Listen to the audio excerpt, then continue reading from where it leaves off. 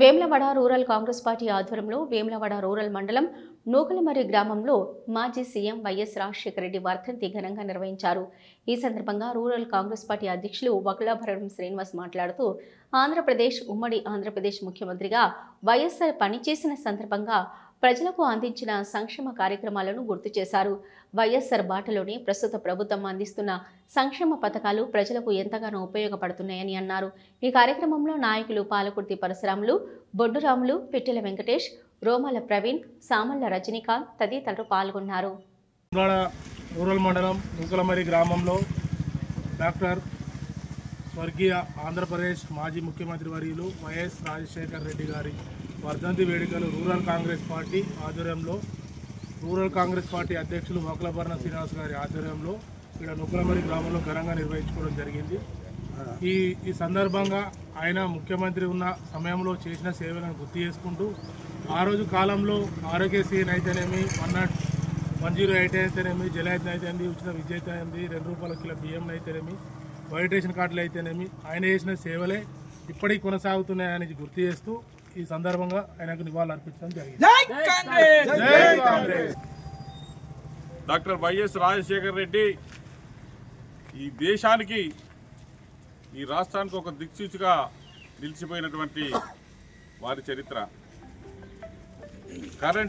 ఉచిత కరెంటు దండగా అని చెప్పినటువంటి చంద్రబాబుకు ఉచిత కరెంటుతోనే ఈనాడు రైతాంగం అంతా మనం బాగుపడతారని ఒక మేనిఫెస్టో పెట్టి మేము గెలవగానే మొదటి సంతకము ఉచిత రైతు కరెంటు మీద పెడతానని చెప్పి గెలిచిన వెంటనే ఉచిత కరెంటు మీద మొదటి సంతకం పెట్టినటువంటి వ్యక్తి డాక్టర్ వైఎస్ రాజశేఖర రెడ్డి గారు.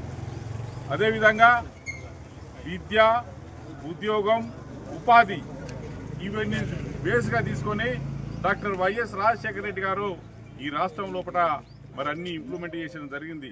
గరీబీ బిడ్డలు కూడా ఎంబీబీఎస్ చేయాలి, ఇంజనీర్ చేయాలన్నటువంటి దానితో ఉచిత విద్యకు కూడా ఫీజు రిమెంబర్ పెట్టి వాళ్ళందరినీ ఉద్యోగులుగా నియమించడం దాంట్లో కీలక పాత్ర వహించిండు. అదేవిధంగా మరి 108 కానీ ప్రాణాలు కాపాడుతందుకు 108 అన్నది కూడా మరి రాష్ట్రంలో ప్రముఖంగా తీసుకొచ్చి మరి పేద ప్రజలందరినీ ఆదుకోవడం జరుగుతు లోపల మరి వైఎస్ రాజశేఖర గారు ముందుకున్నారు. అదేవిధంగా వృద్ధులకు పెన్షన్ కానీ మరి ఇతరత్ర అన్ని సంక్షేమ కార్యక్రమాలు చేపడుతూ ఈ తెలంగాణ ప్రాంతం లోపల మరి ఏదైతే మరి నీటి వసతులు తీసుకురావాలన్నటువంటి శ్రీపాద ప్రాజెక్టు మనం ప్రారంభపోసి ఎల్లంపల్లి ప్రాజెక్టు ద్వారా ఈ ప్రాంతాన్ని సస్యశ్యామలం చేసినటువంటి చరిత్ర డాక్టర్ వైఎస్ రాజశేఖర రెడ్డిది. ఆనాడు మీరు అన్నారు ఇది జలయజ్ఞం కాదు ధనయజ్ఞం అని టీఆర్ఎస్ పార్టీ మరి మాట్లాడినటువంటి చరిత్ర ఈరోజు మళ్ళీ మీ యొక్క కాళేశ్వరం ద్వారా ఇది మీరు చేసినటువంటి ధనయజ్ఞాన్ని ఈరోజు ప్రపంచం అంతా కూడా కూస్తుంది. ఒకటే చెప్తున్నాం, ఈరోజు కొన్ని కోట్ల రూపాయలను ఇవాళ కాళేశ్వరం పేరు మీద మరి దోచుకు తిన్నటువంటి కేసీఆర్ను మరి అదేవిధంగా హరీష్ రావును మరి విడిచిపెట్టే పరిస్థితి లేదు. ఈ ప్రజలకంతా క్షమాపణ చెప్పి తిరిగి ఆ ధనాన్ని రాబట్టే దిశగా మన కాంగ్రెస్ పార్టీ మరి ముందుండి పనిచేస్తుంది. నిన్ననే అసెంబ్లీ లోపల కూడా మరి ఉండేదాకా బండి సంజయ్ గారు కానీ మన కిషన్ రెడ్డి గారు కానీ ఏమన్నారంటే ఇంకెప్పుడు మీరు చేస్తారు, కేసీఆర్ను అరెస్ట్ చేస్తారా, మీరు కేసులన్నీ తప్పుతో పడుతున్నారు, మీరు బీఆర్ఎస్ ఒకటే అని చెప్పి మాట్లాడారు. సిబిఐకి ఇచ్చినట్టుంటే మేము వెంటనే దీన్ని పరిష్కరిస్తామన్నటువంటి మాట విసిరింది. కాబట్టి ఈరోజు అసెంబ్లీ లోపల తీర్మానం చేసి ఇది సిబిఐకి అప్పచెప్పినాం కాబట్టి కిషన్ రెడ్డి గారు కానివ్వండి మరి మన బండి సంజయ్ కానీ మరి తొందరగా ఈ కేసును మరి పూర్తి చేసి వారికి శిక్షించేటువంటి ప్రయత్నం చేయవలసిందిగా ఈ సందర్భంగా తెలియజేస్తూ మరి పేదల మన్ననలు పొందిన వ్యక్తి ఆనాడు రైతాంగం ఇబ్బంది పడతా ఉంటే ఇలా మందు బస్తాలు కావచ్చు, విత్తనాలు కావచ్చు, వారికి 2000 రూపాయలే ఉన్నది కేవలం 700 రూపాయలకే చేసి మరి అప్పుడు రైతులకు కూడా రుణమాఫీ చేసి మరి రైతు పక్షపాతిగా నిలిచినాడు. అదేవిధంగా విద్యార్థులకు ఫీజు రియంబర్స్మెంట్ పథకం పెట్టి మరి విద్యార్థి నాయకుడు అయినాడు. అదేవిధంగా పేద ప్రజలకు ఇందిరమ్మ ఇండ్లు ఇప్పించినారు.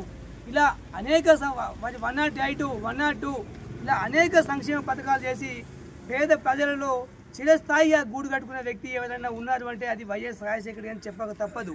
మరి ఆయన కాలం చేసిన తర్వాత మరి ఆయన ముఖ్యమంత్రి కేసీఆర్ గారు మరి తెలంగాణ రాష్ట్రాన్ని ఆర్థిక విధ్వంసం సృష్టించి తెలంగాణ రాష్ట్రాన్ని విచ్ఛిన్నం చేసి ఇలా విద్యార్థులకు ఇక చదువు లేకుండా ఉద్యోగాలు లేకుండా ఇవాళ రైతులకు ఎలాంటి సేవలు చేయకుండా తెలంగాణ రాష్ట్రాన్ని కాళేశ్వరం పేరుతో మరి అభివృద్ధి పేరుతో విచ్ఛిన్నం చేసి రాష్ట్రాన్ని అధోగతి పాలు చేసినారు.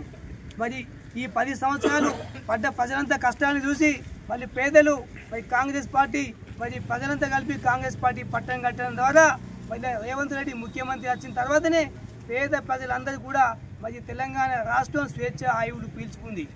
వాళ్ళ పేద ప్రజల కోసం మరి గత ఇందిరమ్మ రాజ్యం వైఎస్ గారు ఉన్నప్పుడే మరి పేదలకు సంక్షేమ పథకాలు అందినాయి.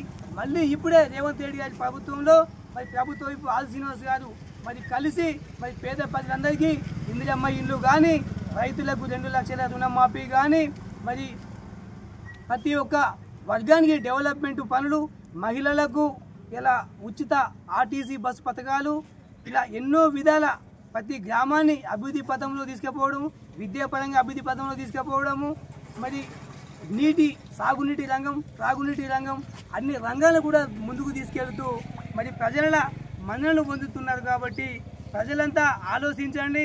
బీజేపీ ప్రభుత్వం, టీఆర్ఎస్ పార్టీ ప్రభుత్వం కేవలం వారు కుట్రపూరితం పేద ప్రజలకు సేవ చేయాలనే అంకుటిత దీక్ష వారికి లేదు.